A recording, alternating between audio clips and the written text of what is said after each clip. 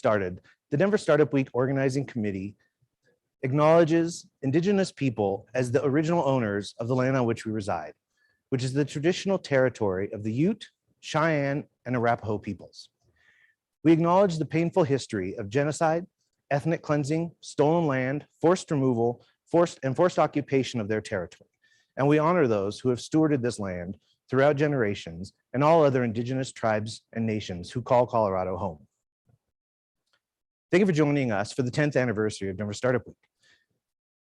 At Denver Startup Week, we strive to make all of our sessions a space where attendees can connect, learn, and grow, regardless of age, gender identity, gender expression, race, ability, sexual orientation, or the combination of those identities. There's something for everyone at DSW. Thanks to all of our community members who submitted their best content to make this week what it is. And thank you for joining us. Thank you to our sponsors for their support in helping us keep DSW free and accessible for all, especially our Spotlight track sponsor, StratLabs. With that, please enjoy this session and the entire week.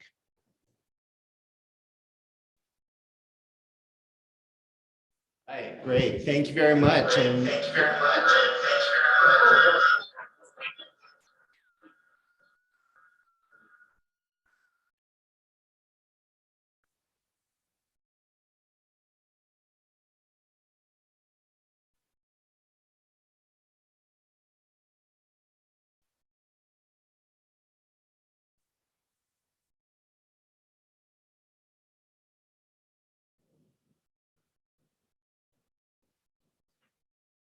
Okay, third time's a charm, right? Thank you, Tammy Dorr, Downtown Denver Partnership, and all the many, many sponsors that she listed off. That was a mouthful. My name is Eric Hiraga, Executive Director of Economic Development and Opportunity. It is really my honor to welcome everyone to Denver and to Denver Startup Week. I would like to thank all the small businesses, owners, and entrepreneurs, and all of you supporting them for coming out to the 4th Annual Global Visitors Welcome. And as we continue to endure through COVID, we have not let this stop us from striving for growth and building upon the robust business ecosystem in Denver. Last year, during its 9th annual event, Denver Startup Week hosted thousands of people to celebrate Denver's flourishing entrepreneurial network and build upon the city's culture of innovation. Although we were virtual last year, this year we are holding events in person as well as virtually, and we remain very connected and committed to showcasing Denver on the global stage. Our agency, Denver Economic Development and Opportunity, supports local and global business development, connecting job seekers to quality jobs, and stabilization efforts in Denver's diverse neighborhoods. We are creating an opportunity so everyone can make a home, get a job, and build a future. Global business development is a priority for Denver as we remain a central link in the global network. Mayor Hancock, who you will hear from next, is our #1 global advocate, has been a driving force behind our global business development programs, which are designed for businesses around the world, exploring and expanding into Denver. In fact, it was Mayor Hancock who formed our global business development team over 3 years ago as a division of economic development, focusing on global initiatives for our city. This team has had tremendous success since its inception and has seen tremendous achievements in the past 2 years, from recruiting international companies to Denver to success with its city-to-city program. And in fact, this spring, we signed our first city-to-state agreement with New South Wales, Australia. In addition, we have seen a surge of New Zealand companies breaking ground in Denver, resulting in an inaugural New Zealand Honorary Consul General. I am so proud that since the beginning of 2020, the team has worked with over 105 international prospects from over 15 countries, with 25 of them committing and opening their offices here in Denver. Collectively, these foreign organizations have hired over 380 people, with another 700 positions anticipated over the next 12 months. These wins include companies from Australia, India, Israel, Japan, Mexico, New Zealand, again, the UK, as well as other European nations. The team has hosted 3 global landing programs, which provide foreign entrepreneurs a strategically and comprehensive set of programming to introduce them to the Denver ecosystem and provide an insight as to what it is like to do business here. So we hope you business owners and hopefuls joining us here today will consider participating in one of our future landing pad cohorts. Throughout the program, you will hear how Denver is collaborative, business-friendly environment that has many resources available to support global companies succeed. With several international firms and students located here, Denver continues to show its exceptional balance of a flourishing international economy and quality of life. And because of a thriving entrepreneurial community, Denver has become globally recognized in the marketplace. Our priority is to continue to nurture this for sustained success. I am now pleased to introduce to you all our #1 champion when it comes to creating a vibrant, globally and culturally exciting, business-friendly city, Denver Mayor Michael B. Hancock. Welcome, Mayor. Eric, thank you very much for the invitation, and thank you very much for that kind introduction. I want to thank the Denver Economic Development and Opportunity Team for the invitation to speak at this city's 4th annual Global Visitors Networking event. We welcome everyone who's online listening and engaged to Denver, Colorado, the Mile High City. We are excited to host once again our international guest today and throughout the week during Startup Week. Denver is a welcoming city. We want you to know that, and we welcome people from all over the world on a very regular basis. We pride ourselves on our equitable and inclusive economy, spanning across the innovative and entrepreneurial ecosystem. With several international firms and students located here in Denver, we continue to show our balance of a flourishing economy and our quality of life. Again, that's welcoming to everyone. As Denver continues to foster business and innovation in this post-pandemic time, its strong and resilient entrepreneurial and innovation scene continues to be one of the best in the nation. I just want to share with you some of the awards and annotations that Denver has received. In 2020, Denver ranked 2nd in the United States for startup ecosystem. This comes from Business Facilities 2020 Metro Rankings report. It is also among the top 10 best tech cities in the US with the lowest startup costs, an alluring fact for those who are looking to invest in our city. That comes from Embroker in 2020. Additionally, this year, we are number 30 among 1,000 cities worldwide in the Global Startup Ecosystem Index. And we thank Startup Blink 2021 for that award or for that acknowledgement. And it makes us proud to also have been named the best city for women to start a business in CoBiz magazine in 2020.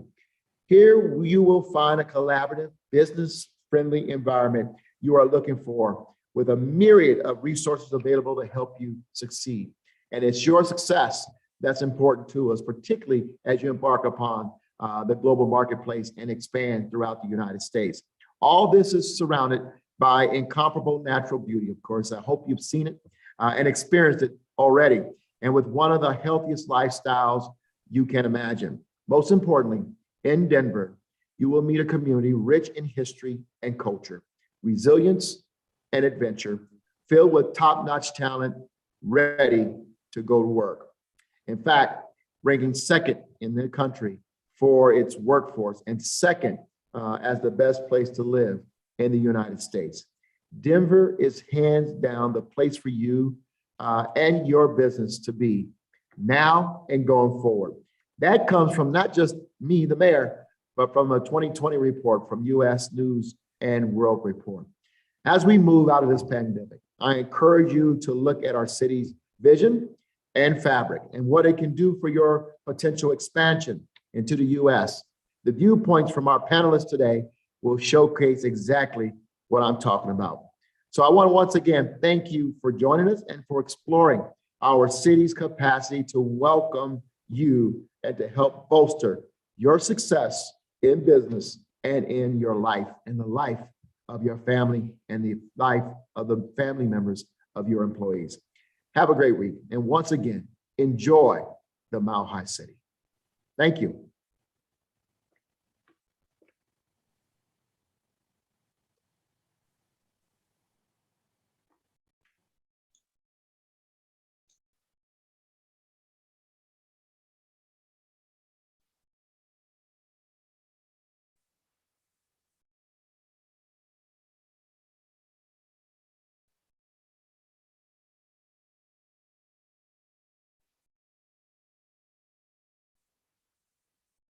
Another country, studying abroad.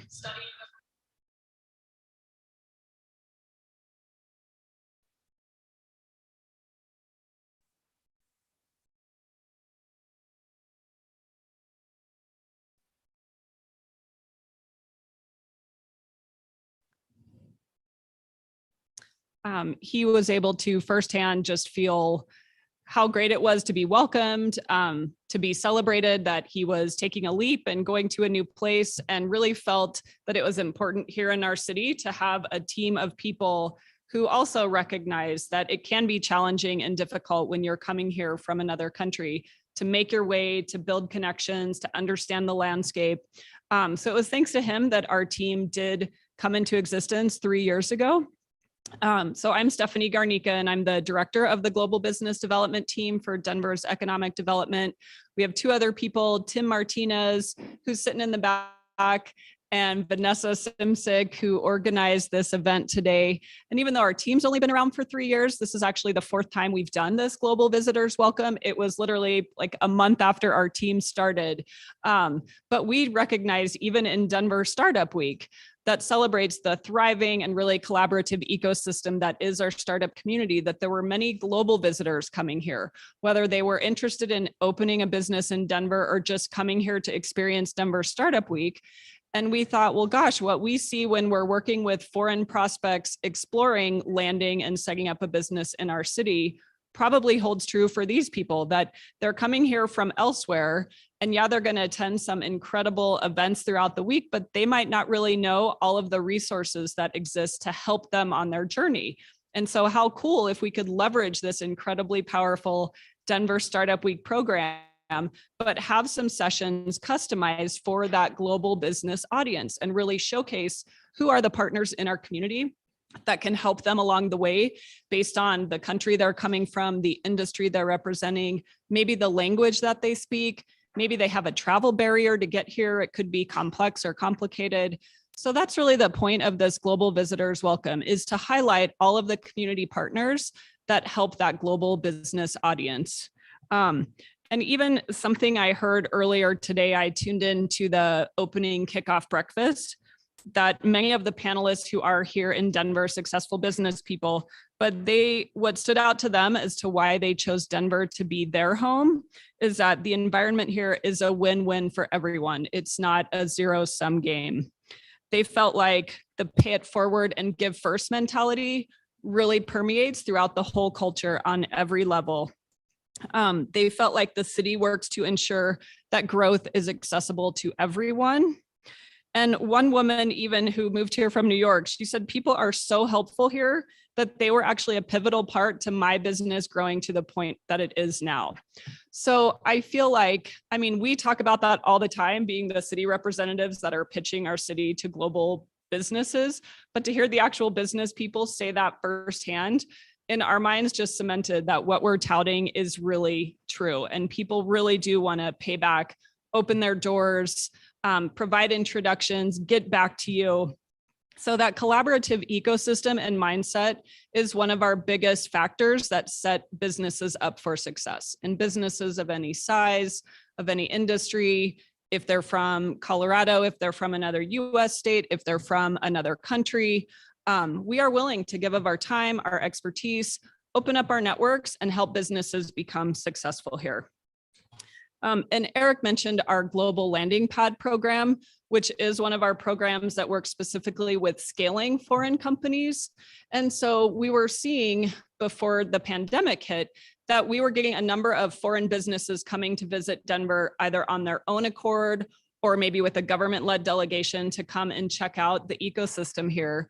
And we were sharing a lot of similar types of information, making some similar types of introductions, like, wow, if you want to do that, you really ought to talk to this group or this person. And so we thought, what if we put together this cohesive landing pad program to run these companies through it so that in 1 week's period of time, they could actually get to meet all these people face to face, learn the same bits of information, and really get prepared to successfully land and launch their company from here. So that's been a really successful program. And even through the pandemic, we've been running it virtually, but it helps foreign companies understand, and I'll get into who some of the partners are that really make that program possible, but helps them understand, how do you enter the US market, high level, specifically, how do you open a business in Colorado?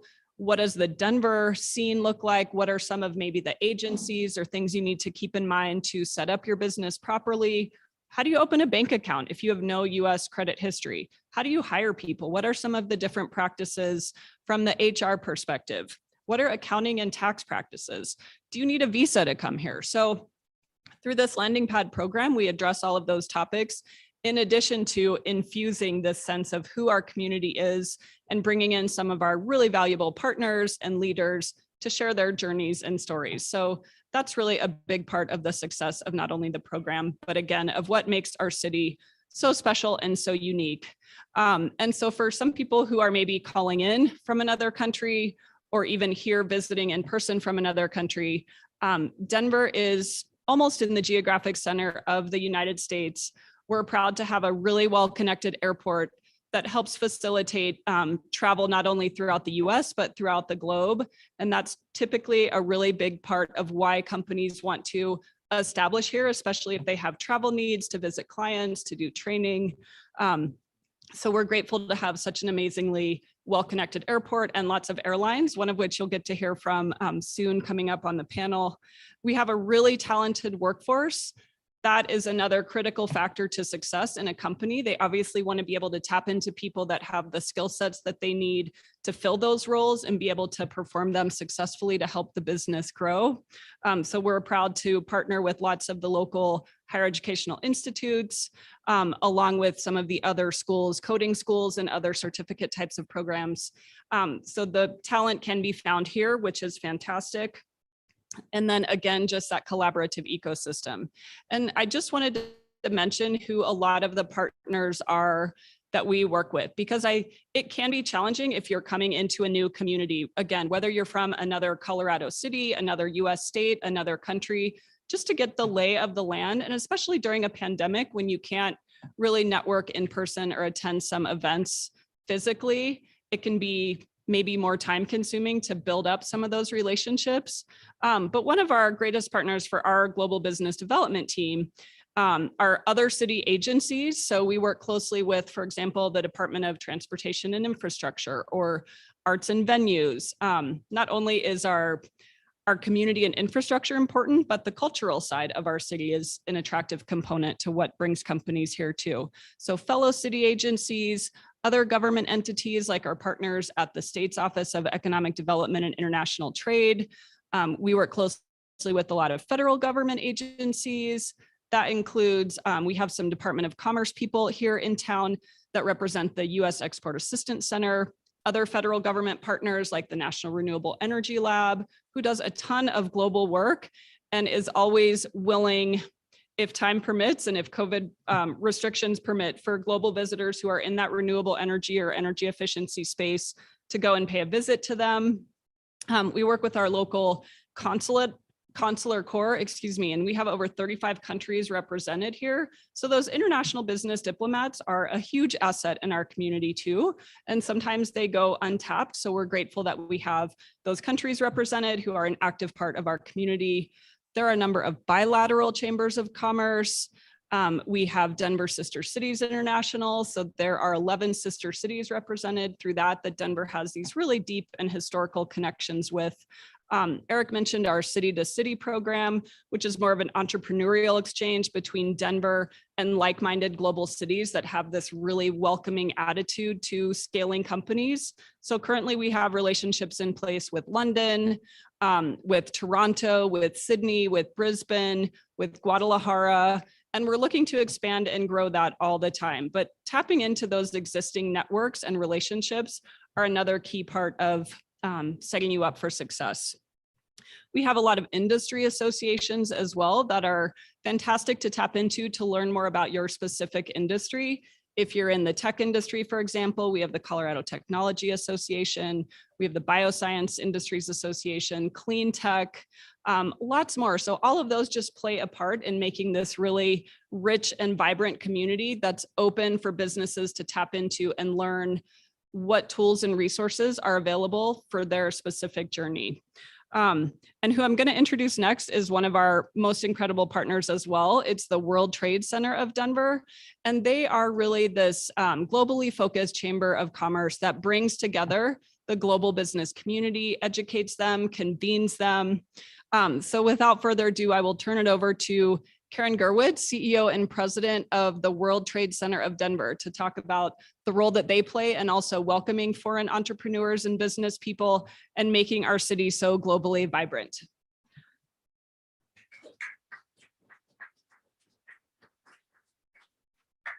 Good morning and welcome, everyone. So nice to be here. Thank you, Stephanie, for that nice introduction. And we've participated every year in this incredible global welcome for Denver Startup Week. It's always a great, incredible week for all of us. It's vibrant, alive. We have people visiting from all over the world for this event. And we're proud to be a partner of DIDO and of Denver for this welcome. So let me just tell you a little bit about the World Trade Center. Hopefully you all realize that the World Trade Center is a global organization. Yes, we're headquartered in New York, but there are 320 World Trade Centers in 100 countries, making us the largest trade association in the world. And I am proud to represent the World Trade Center Denver. We've been around 35 years, connecting and convening the international business community in this region, not only Colorado, but the Rocky Mountain region. So our local network comprises of about 10,000 followers from across the region. We have about 350 corporate members that are part of us. And that membership is growing every year, and it's very diverse. We have a lot of immigrant entrepreneurs that are now part of our membership base, and very proud to represent about 80 right now that are part of our network. And Amara Lima, who is with us, she's back in the back, she runs that program for us. So I'll tell you a little bit more about that. But entrepreneurship is such a big part of what makes Denver special. And we have an incredible growing network of entrepreneurs. And to be honest, it's our job here to help entrepreneurs think globally from the gate.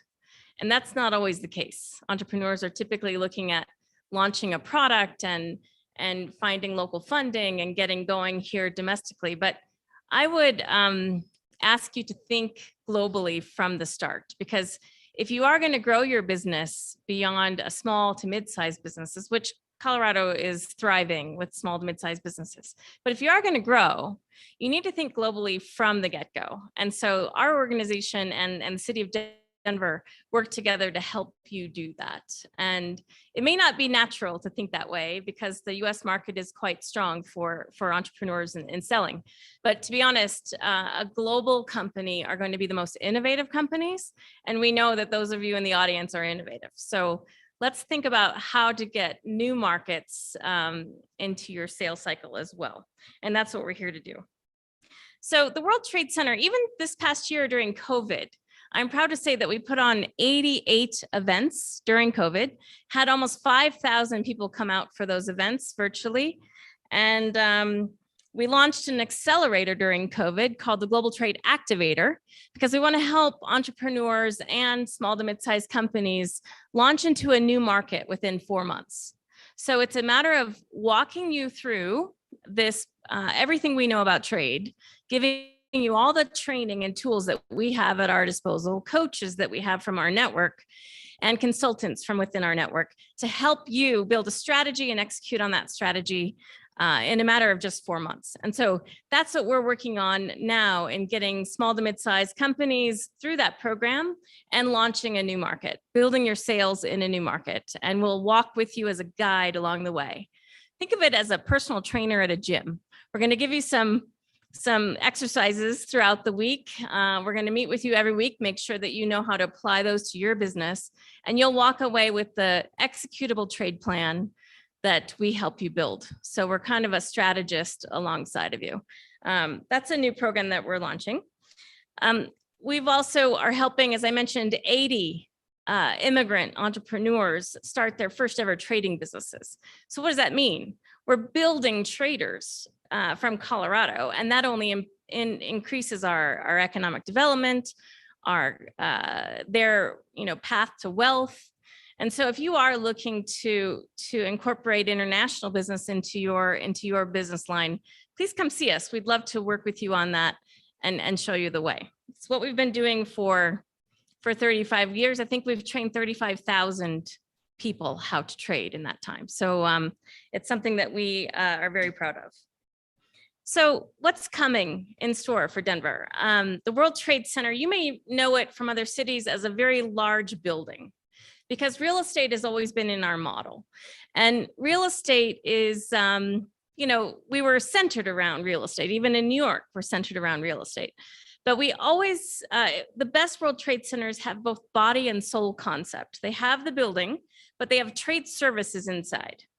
And the trade services are all about convening, gathering, supporting businesses from our region to connect to other regions globally.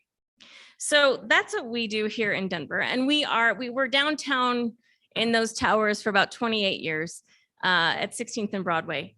We moved out, but we're building a brand new World Trade Center campus, which will be a vibrant campus, physical campus for the international business ecosystem to convene, gather, for us to attract more foreign direct investment through programs like the Global Landing Pad and others, and bringing companies together to celebrate Denver's global connectivity. And so this new campus is called Fox Park, and it's in the great neighborhood of Globeville. And so it's right at the mousetrap of I-70 and I-25, our two largest highways.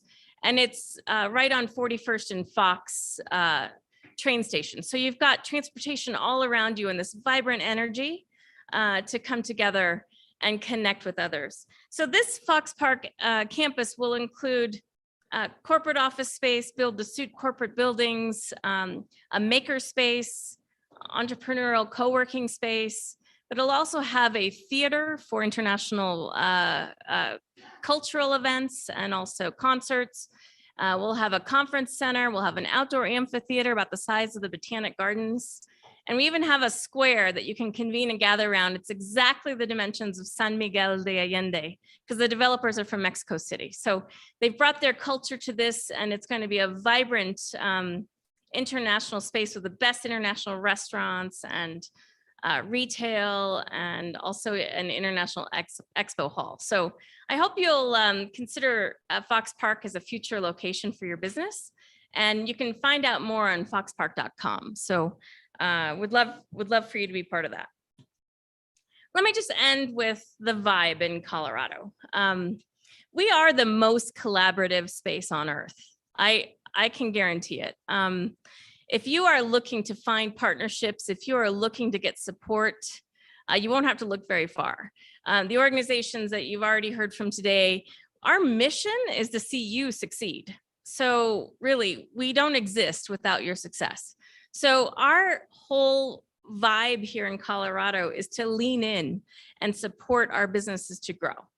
And you'll even find collaboration among competitors in this state, which you won't find elsewhere. So I really recommend that you do open your business in Colorado. It's a great place, central location for you to do business across the region, not only the US, but we're right in the center of North America. So don't forget Canada and Mexico are two largest trading partners, because they are ready for business and open for business, and they want to do business with Colorado.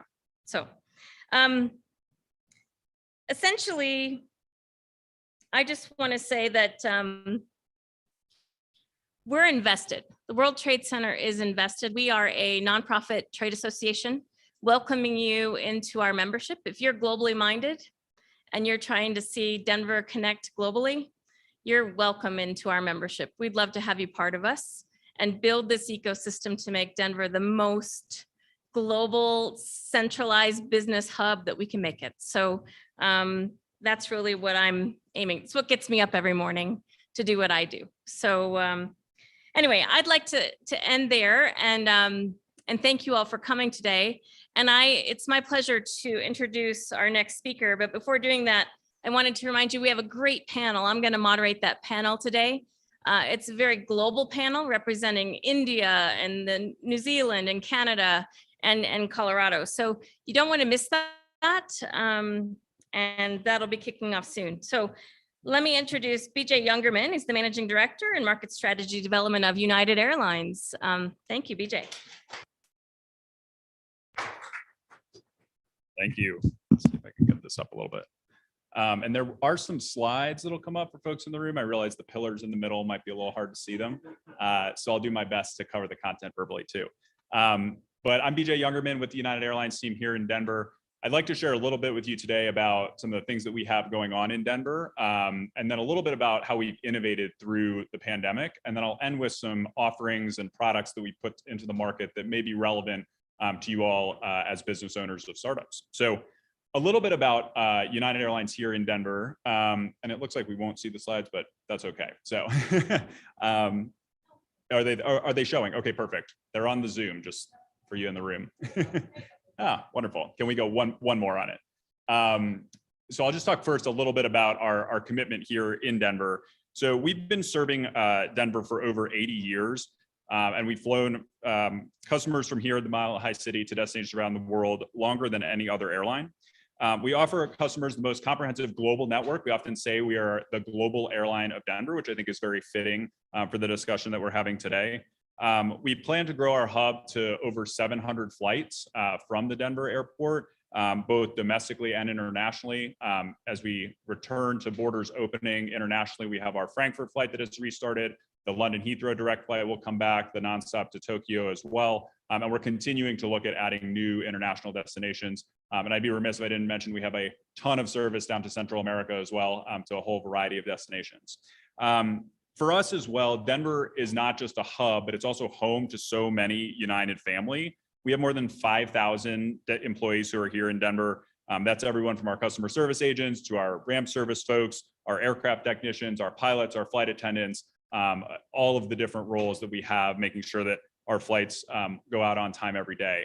And additionally, many folks don't know, we actually train every single one of our pilots here in Denver at the world's largest flight training center just up the road.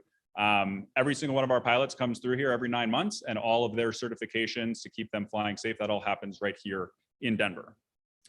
A little bit about innovation. So we're a company of 67,000 people, and we've been operating for over 80 years. So innovation is a little bit harder for us than it is for companies like yourselves that are maybe a little bit smaller, more nimble. But I'll say that as a result of the pandemic, it's really forced us to innovate more quickly than we ever have in our history. One of the things that we started was the United Clean Plus commitment. We partnered up with Clorox and the Cleveland Clinic to completely revamp the safety of the flying experience. And that was in response to, as the pandemic was happening and folks needed to be traveling around before there were vaccines, we were able to put in a series of protocols that made flying one of the safest indoor activities that you could be doing. Additionally, we heard from customers that they value flexibility, and that's something that we took action on to permanently eliminate change fees so that as your plans change, we're flexible and we can change with you and make sure that we're meeting you at whatever you need to be doing. Lastly, I'll talk about one more thing. Previously, airlines, as we've gone through hard times, those who followed the industry for a while have noticed there's bankruptcies, there's mergers, there's sort of extraneous events that cause challenges for us. And often what we've done as a result of that is we've cut back on services and done things at the expense of the customer. And at United, we're doing the exact opposite today. We're using this as an opportunity to say, how do we invest in the customer experience? How do we go after the opportunity to be even better than we were before? And that's really driving our strategy as we continue forward. If you can go one more slide, I'll talk a little bit about one of the innovation exercises that we've had underway throughout COVID. And this is directly applicable for many of you. As we were watching the trend of many companies going remote, and obviously forced remote to begin with, but then we heard from many folks saying, you know what, I think actually staying permanently remote or in some sort of hybrid model is a better model for us than having a large permanent office space. And so we also heard from customers in this war for talent that we're all witnessing now, there's a strategic advantage to being able to hire from any different location across the globe. And so we at United said, well, what can we do about that, right? We obviously fly to places all across the US and throughout the globe. And for folks who want to then go live in all these different destinations, they need the ability to, if they don't have office space, connect somewhere. And so we partnered with Peerspace. Peerspace is a meeting space company. Think Airbnb, but instead of having lodging, you have meeting spaces. And they have a portfolio of meeting spaces all throughout the US and throughout the globe. And the product that we designed was based off of the feedback we heard from companies that said, I want to be able to make sure that as my employees are traveling from wherever they may live to gather, that they are having the most productive, seamless travel experience possible. So the product offers things like United Club access to extra legroom economy plus seating, in-flight Wi-Fi, all of the different tools you need in order to make sure you're productive. And then on the Peerspace side, having meeting spaces of all different shapes and sizes, because what we heard from folks is the way that we collaborate today, it may not always be in a conference room around a table. It may be in an outdoor venue with a whiteboard, or it may be over drinks and doing it in a happy hour. And so our ability to sort of provide the best of both worlds with Peerspace is something we're really excited to bring to the market. Something that may be relevant for you all as you're considering your future office space needs as well. So happy to share more about that for those in the room afterwards. And if you're interested, for those who are here virtually, teamtogether.peerspace.com will give you more information on that. I'll close today with just one other thing, and that's for folks who often, when they hear about United, and I say, oh, well, does your company have a relationship with United? And smaller companies, they go, oh no, I'm too small. Like United doesn't care about me, right? I only have 10 employees. I only travel a few times a year. I'm here to tell you today that United, our strategy is built off of serving all customers. And so we do have a product for every single type of customer, regardless of how big you are and regardless of how much travel you do. And it's really designed to help grow with you. So what you need today may be different than what you need 2 or 3 years down the line when your company is hopefully multiple times the size of what it is today. But we're very interested in being able to meet you with the products and the services that make the most sense for you now and that also make sense for you in the future. So if you're interested in that, a lot of good information, united.business.com has a whole great landing page the team has built out, talks a lot about all of the different services that we have. Would encourage you to do that. And for anybody who'd like to chat after, I'm happy to. The last thing I'll just say is, as a global airline, we're in the business of bringing people together, and we're even more excited about the role that we play in that as we emerge from COVID. We're really thrilled for our continued growth here in Denver. It's our fastest growing hub. As I mentioned before, we're building our network over the next few years to over 700 flights a day and hopefully beyond that. And we're honored to play a role both in the growth of each of your startups and as you're getting going, being alongside there as a partner for you. And we're really honored to play a role in the continued growth of the great city of Denver and the great state of Colorado. So with that, I'll hand back to Karen for the panel. Thanks, everybody.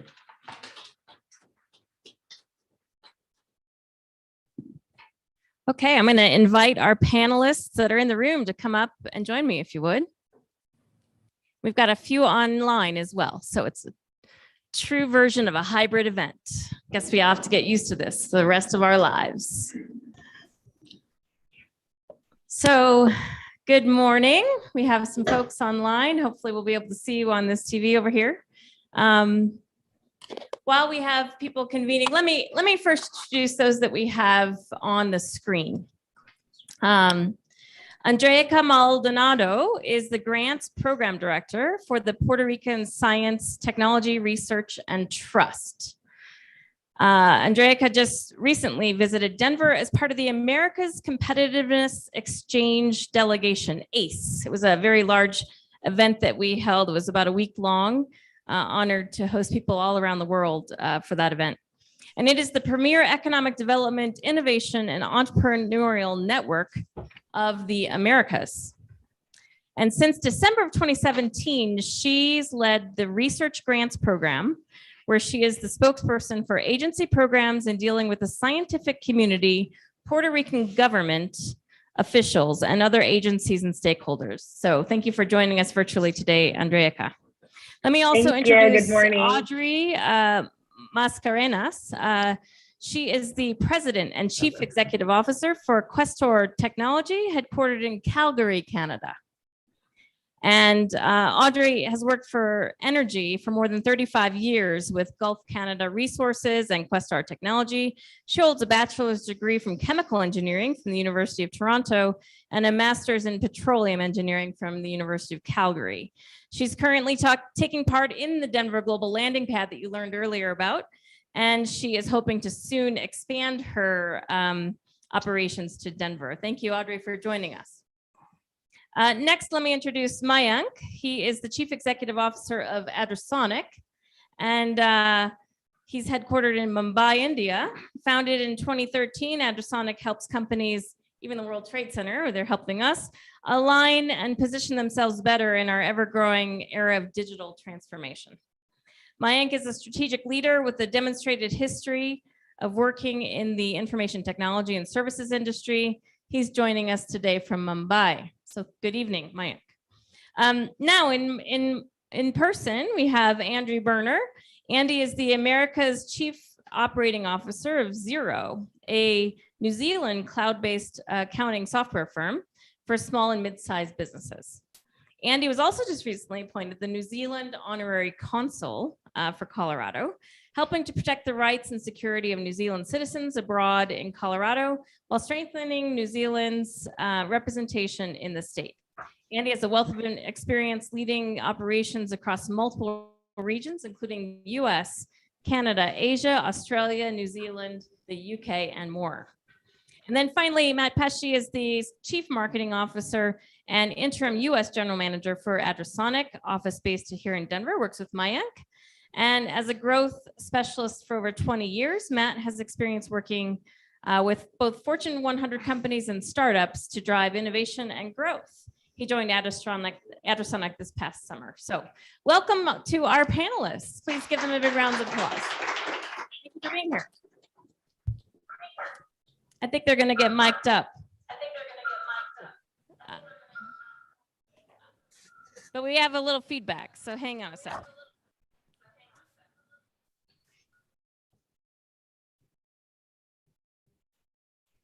You want to come sit by me? I would love that. I would love that. And since you're sitting by me, why don't we start with you, Andy? I'm wonderful. Thank you so much. Yeah, let's. Okay. I think we're good. So you're one of our biggest fans of Denver, and you recently moved your business here to Denver and also become the New Zealand Honorary Consul. Congratulations for that. Talk to us a little bit about how Xero made their journey to Denver and why you chose this as your North American headquarters. Yeah, absolutely. I'm really excited to be here, really excited to be in person at Denver Startup Week. Thank you to everyone who made this hybrid possible and got us, some of us back in public with people. It's an amazing feeling after being in the basement for about 580 days. Yes. Not that you're counting. It's nice to be up. So yes, I join you today. Thank you for the introduction, both leading operations for Xero Americas and also as the New Zealand Honorary Consul for Denver. Xero decided to move its Americas headquarters to Denver for a number of reasons. And there's a whole bunch of us, so I won't tell you the 10-minute story, but it's everything that Stephanie and the other speakers said. It was the culture. It was the talent availability. It was the people coming out of the universities. It was the ability to be able to hire people from anywhere in the world, particularly the US, and say, hey, we've got this great gig for you in Denver. And they were on the next plane. Thanks, BJ and United, for getting them here. On the next plane here. So many positive reasons, but the culture, the team we already had on the ground made it a really easy choice for us to focus our growth for US and Canada, particularly out of here in Denver. Wonderful. Great. Well, we're glad you're here. And thanks for participating in this event for a couple of years Thanks now. for I having me. really appreciate that. Mayank is next, and hopefully we can see him on the screen again. But Mayank, same for you. I know that you're considering an office here, and you started with Matt here from Adrasonic. So tell us a little bit about your plans to move to Denver and why you've chosen this market as your North American. Yeah, so as thanks for inviting me, and it's so nice to see technology connecting me virtually, me sitting here in Mumbai and participating in this event. So we were going through quite an interesting growth journey with Adrasonic, and primarily we were doing business in the UK, and as a part of the growth expansion, looking at the opportunities that were there in the United States. We were very keen to move to the US, but UK was a very well-known market for me. So it was quite a tough decision that being in Mumbai, how we will manage the operations and the time zone difference. So there were a lot of challenges, although we were having one customer there, but then we thought that, if we want to be really the Gen Next organization, we have to make their presence felt in the US and not complete offshore, but, we have to have an entity there. So then comes the next question, okay, then what that place should be. And that was quite an interesting, journey that we all have gone through. So, being an IT company, you might think that, okay, San Francisco or the Bay Area might be the right choice, or you go to New York. So we have gone through a lot of these, thought processes, and then finally, so one thing that as a founder was going in my mind, that when I am setting up a venture, I will be one among many. How I will make my presence felt from here, how we will establish there, because we will be like an unknown entity in the market. And it's not like UK, where you in London you go and in a 2.5 kilometer radius you find many opportunities. So it's quite geographically very difficult. So then after thorough research, we thought we came to know about Denver. Few reasons, like it was not in the east, not in the west, but in the middle. So we thought from that perspective. Then I just for inquiry, I connected with the Denver economic development opportunities, and that one call made everything easy. I never felt, it was mid of the pandemic. I was even in a double of state of mind that whether we to start now or after the pandemic ends, and just 1 hour call, and it looked like I'm not in Mumbai, but I was actually physically present there. Stephanie and Timonti, they were so helpful. They made things so easily that, communicating about that, how easy it will be to hire, why I should come, what are the opportunities, how I can set up an office, how I can get connected. I never felt even for a second that I, physically haven't been there. And then once the business was established, I got connected to multiple connects there. And there comes the question that, how to make the presence felt, because travel was still a restriction.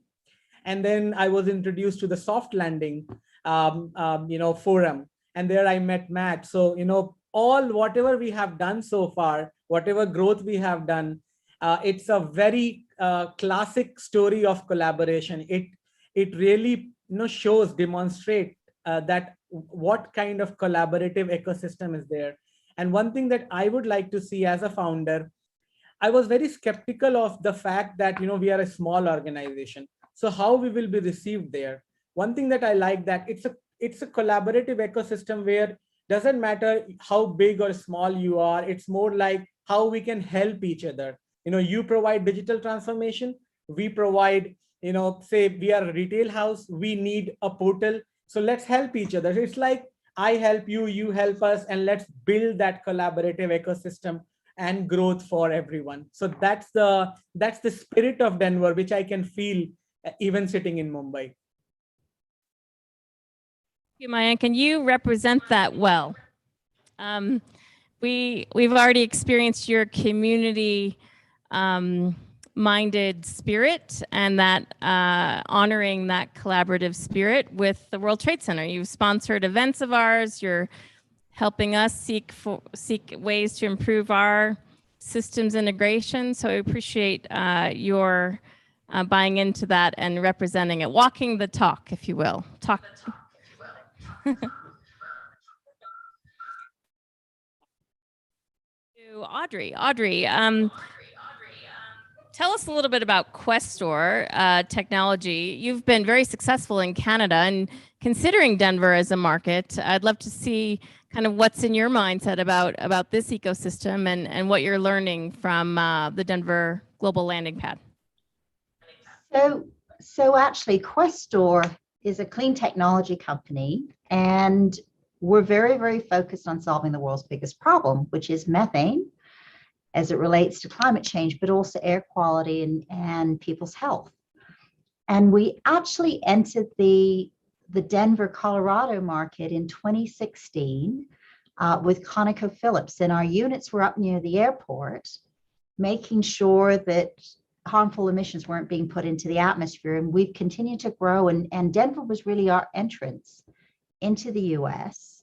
And I think what really impressed us was the leadership around looking at emissions and regulation, but the openness. So it was the first jurisdiction that recognized our efficiency and allowed us to really grow and expand. Now, with the new tougher rules, we're really looking forward to continuing to grow. And this was my first time participating in the landing pad. It's been a wonderful experience. And like the speakers before me have shared, it's very much about, how can we support each other to all be successful? There are so many similarities between Calgary and Denver, but I really feel that Denver is very much my second home, maybe my first sometimes, because there is an excitement in the air. I love coming there, and we're truly looking forward. They're leaders in regulation. They're leaders in in collaboration and understanding the business ecosystem. And so just really looking forward to continuing to grow in Denver and really using this as our headquarters in the US. We welcome you, and we hope you'll be able to catch a direct flight again from Calgary. So thank you so much for your support and for participating in this program. It's nice to have you. Okay, let me move on to Andrea. Andrea, you've recently come to Denver through the America's Competitiveness Exchange. It's called ACE conference. I'm not sure if that was your first time to Denver, but maybe you could just compare and contrast your first impressions of the city from that experience. Thank you. Yes, it was my first time in Colorado, and I had a great experience. And when I think about my experience specifically in Denver, the first thing that comes to mind is the airport and being the gateway to Colorado. It is the first impression for all travelers. I come from an island. We have a small airport. So the Denver International Airport is globally centered. And this is very important when doing business.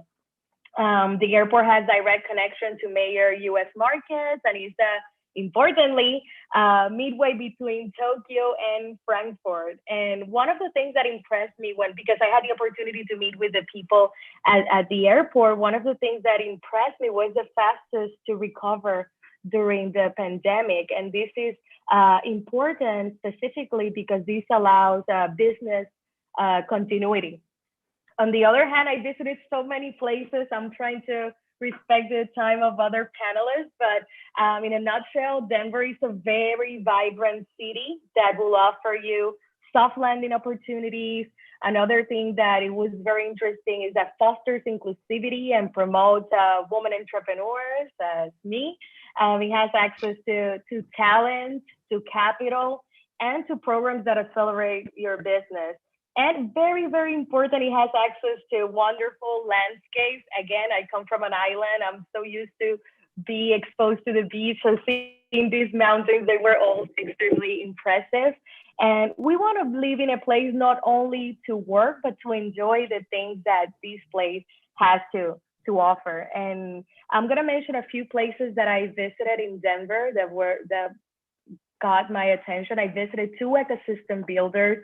I had the opportunity to visit the Commons at Tampa, and also I visited the Exponential Impact.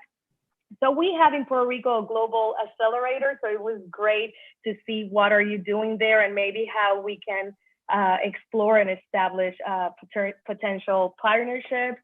Since I work with researchers too, and a lot of researchers are entrepreneurs, I had the opportunity to visit the University of Colorado, the Anschutz Medical Center, and I was impressed with the CU Innovation Program because it has a path for commercialization, which is important at the time because some people do not understand that researchers usually are in the bench, but they need opportunities to move their findings to or converting their projects into products.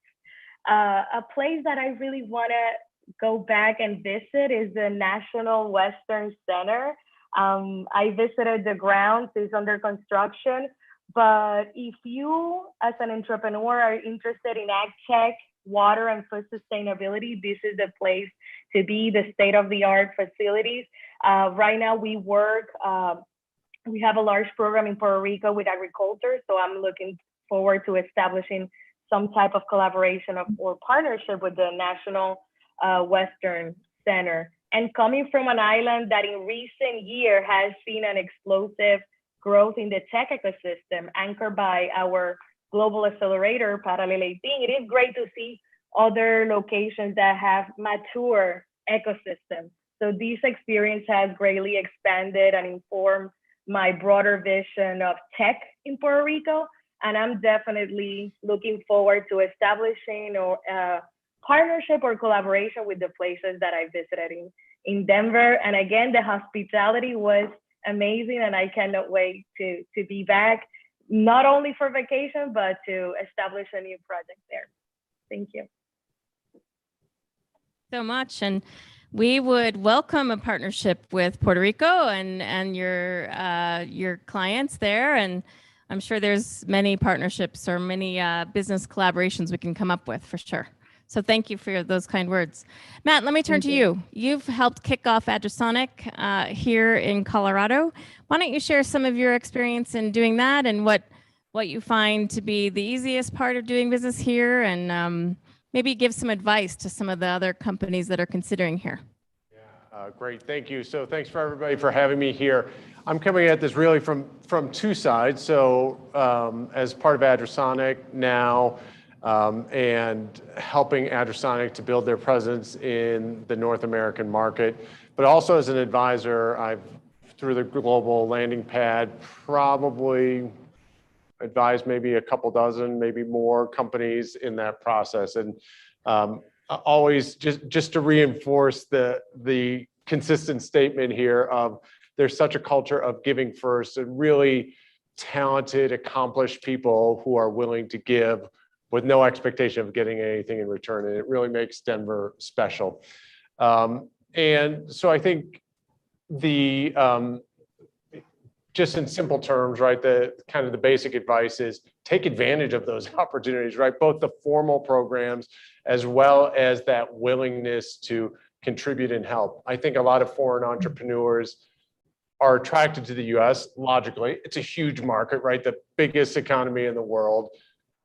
But that doesn't mean it's easy to be successful here, right? It's not like, hey, I'm here now, come do business with me. There's a lot that goes into it. The basic logistics of, how do I hire someone or how do I take a purchase order? But then there's a lot of the commercial aspects of go-to-market strategy, or how do I, what are the words that I can use to connect with my target audience if I'm coming from a different country. So all those sorts of things are big challenges, but there are lots of resources available to help. So take advantage of those. Thank you so much. Appreciate that. And it's wonderful working with you. Andy, tell us you've been here for a while now. Tell us what advice you have for companies that are just considering this market to move in. What success factors can you point to? I've had the opportunity to meet with a lot of companies that were considering Denver and other places. And a lot of the things that kind of stand out for Denver that we've talked about, including the position, the location, the travel routes, etc. All of that you can kind of take as read, get on the ground and come to one of the landing pad type events, or get yourself involved in the kind of forums which are run by Dido or other industry bodies, and really connect and see that come to life. There's no, I'm sure many cities will pitch how great their city is. I spend a lot of time, I spend some of my time helping Denver because I so believe this is a great place. The New Zealand Honorary Consul kind of role is a new role here, which I've taken on because of the importance of the relationship between Colorado and New Zealand, and in no small part by the work that Dido has done, Stephanie, Vanessa, Tim, their teams, and others. We now have 25 New Zealand companies which have chosen Denver specifically to grow jobs in the economy here and their businesses internationally. That's incredible. And I think that's a testament to it. So get on the ground is my advice. Come and see it. That's awesome. That is incredible. I have a lot of other questions, but I'm really interested in hearing what our audience has for our panelists. We've got people all around the globe. So are there any questions from the audience that you'd like to pose to any one of our panelists? Yes, please stand so we can hear you. Concerning Puerto Rico, I spent 3 months in Puerto Rico. There's a huge untapped industry down there. What is the percentage of overall college educated? Like, what is the percentage that has bachelor's? I think it's higher than most, isn't it? Andrea, I'm not sure if you can hear that. Okay, what percentage of people have bachelor's degrees in Puerto Rico? He's really interested about the talent pool there. Can you share a little bit about that? Absolutely. I don't have the exact percentage, but I can definitely get back to him with that data.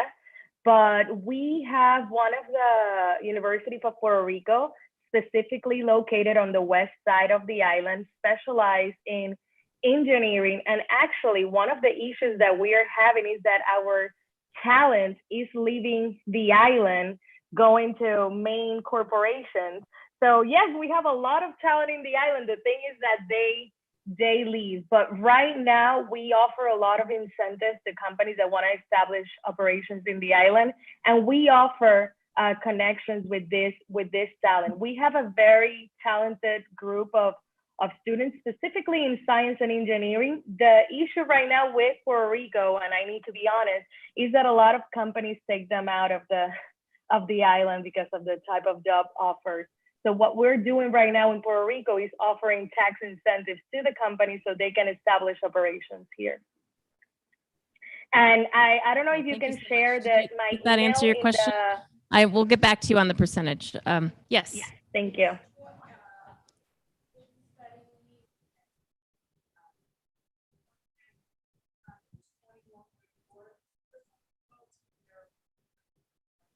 Wow, look at this. We're finding data on the fly. 21% of your population has bachelor's degrees. Awesome. Thank you so much. How about other questions for our panelists? Mumbai, Calgary. Yes, sir, in the back. Would you stand and project?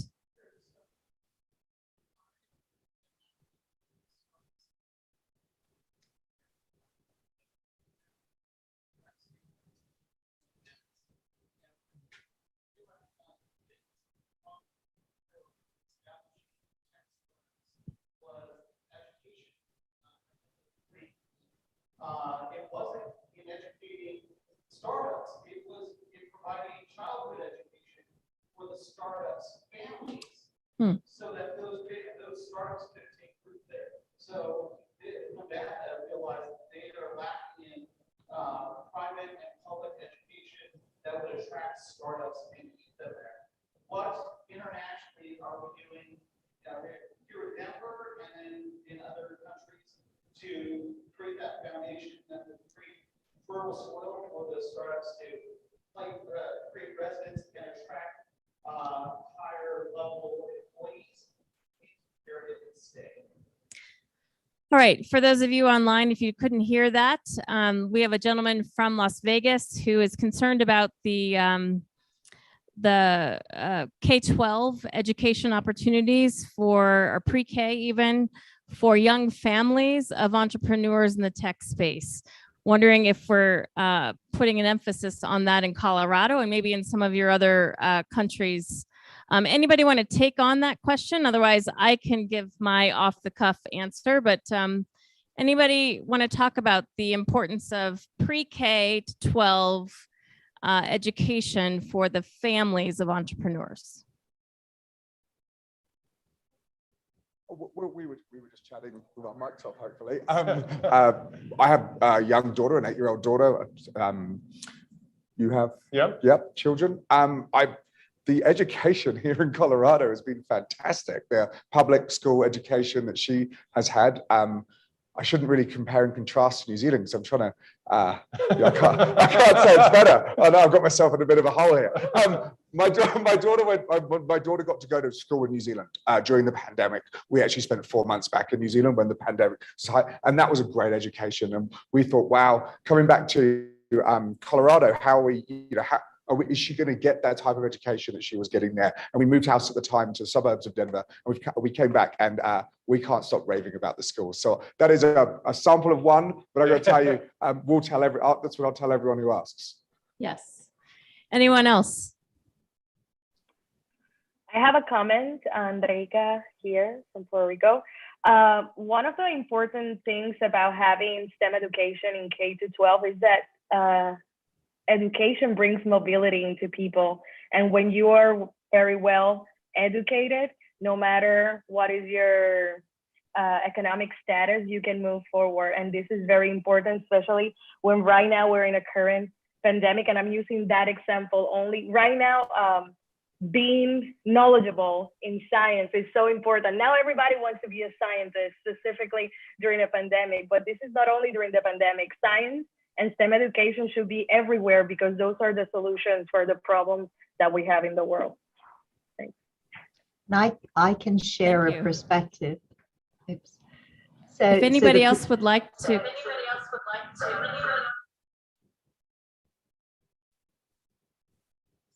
So Karen, I was just going to share a perspective. I grew up in Africa, and I had the chance to immigrate to Canada, and it was really education that made this enormous difference. And in some ways, I won the lottery.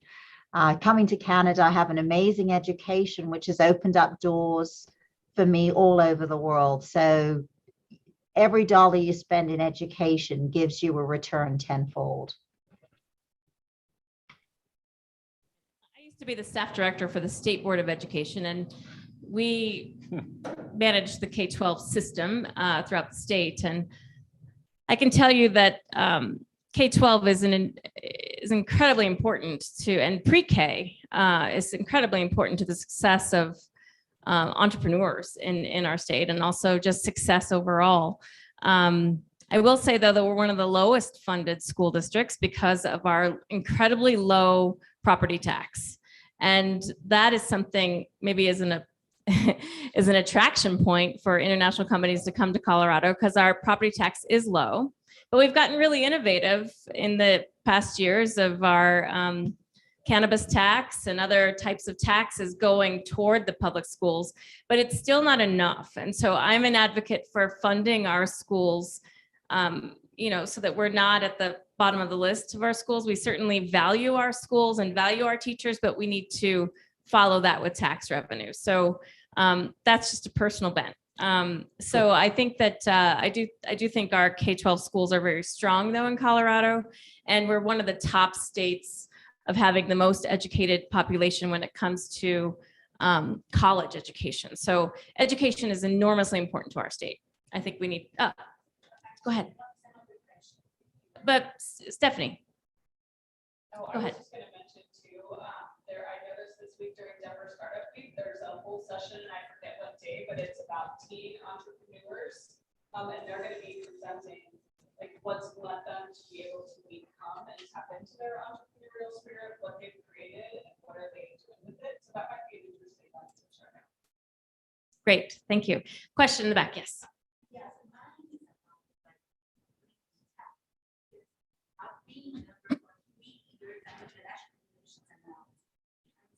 Sorry, where are you from? Brazil. Wonderful. So I've been coming back from Brazil because I still cannot find like someone to sponsor it. But I've been applying for so many jobs, and I go to the interview, like that piece, and they say, oh, I'm sorry, don't sponsor. We don't sponsor each one be or not. Yeah. So when we are actually applying, the first thing is, are you a collective? Have a to work here, and once you say no, you will just come like, Yeah. you will not qualify or something. But when this question doesn't come, and I'm actually call for the first interview, they say after that, oh, I'm sorry, we're not sponsored. So how do you guys actually can encourage foreign talents to apply?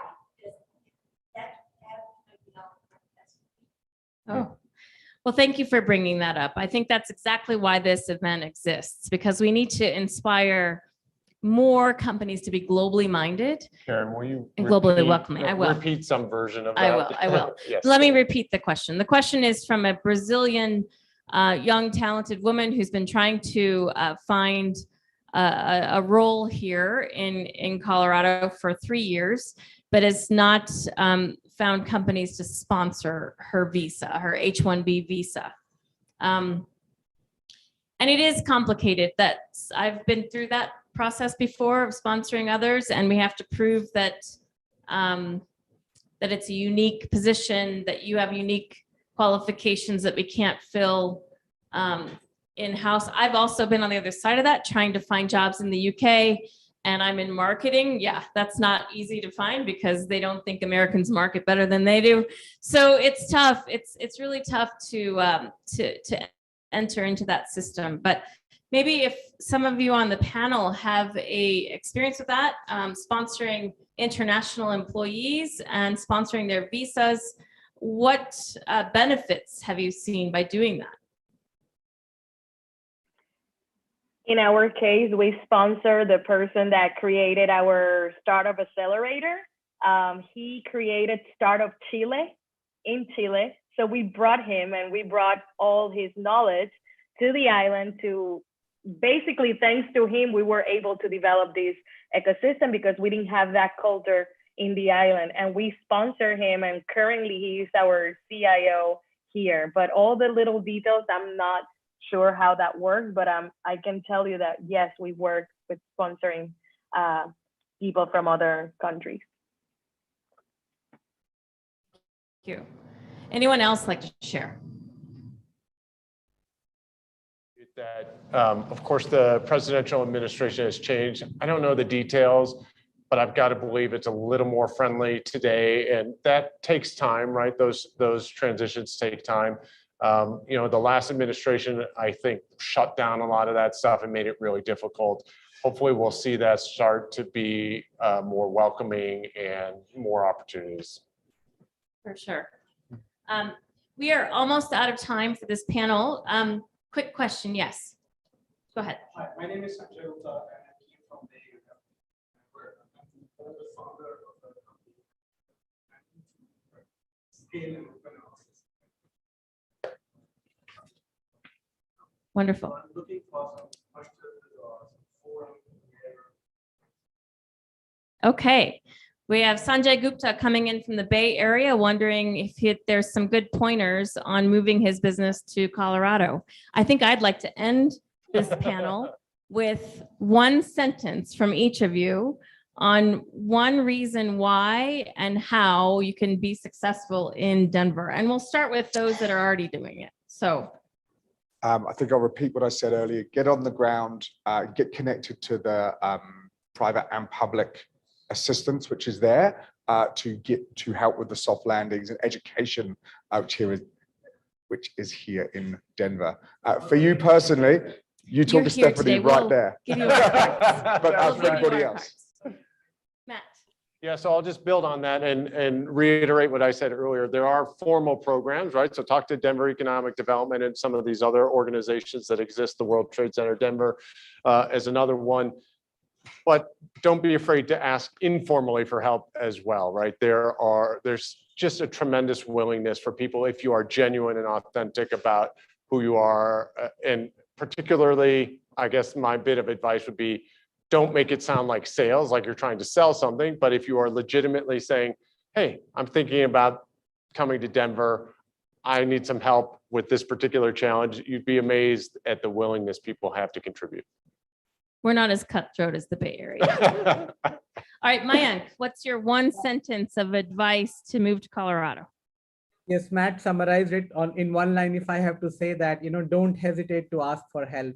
Even if it is, you might think that, hey, this is like a very, small thing, or how should I just don't hesitate, because what he mentioned very rightly, that there is a power that you will feel, that how much people are willing to help you.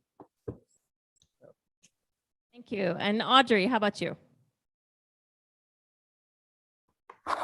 So for us, it was, I wish I'd known about the soft landing in 2016 when we came, but interestingly enough, everyone was very supportive. So even though we didn't have these resources, Colorado became our largest revenue generating area. So now that I have all these new tools, it's possible to be even more successful, and this has been a great area. So jump in with 2 feet. Wonderful to hear. Congratulations. Andrea. I'm going to go with Mayan too. Just ask if you need help. At the end of the day, people give to people. So establish meaningful collaboration. Sometimes they're not formal, they're informal. Just ask, and there's always going to be someone that is going to listen to you and connect you to the appropriate source. Right now, I'm in lots of conversation with people that I met in Colorado, and we have established MOUs already, and we're talking, and it was just emailing them, hey, I need some help. Can you help me with this? And just ask. Cool. Well, please join me in thanking our incredibly global panelists.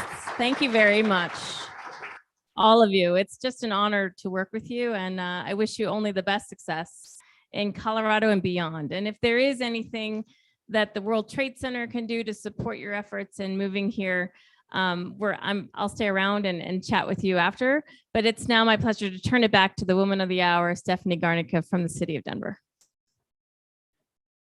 Thank you. Thank you, panelists. Thank you, audience, for coming in person. It's really nice to actually see some people in person. We hope you enjoyed the panel. We hope the message of inclusivity and collaboration came through from all of these incredible speakers. I actually wanted to say that we have some of our current Global Landing Pad cohort participants that dialed in for today's session. You saw Audrey from Canada. We have some people from New Zealand on the line, so from Mexico as well. He was typing into the chat. So it really is this unique environment that welcomes you and wants to see you be successful. So thank you we have someone from our Canadian government in the audience. We talked about our lovely and incredible Colorado Consular Corps previously. Someone was here earlier, I don't know if he's still here, from the New South Wales government of Australia. He came in from San Francisco. So people are just coming and going, and everyone's helping do their part to connect each other to resources. So that was really the point of this whole session, was to let you all know, and everyone who dialed in, that for global businesses looking to land and come to Denver, there are an incredible amount of resources and tools and a community that wants to help you and welcome you. So thank you so much. Enjoy the rest of Denver Startup Week. And thanks again to all the panelists and people who help make our community so vibrant.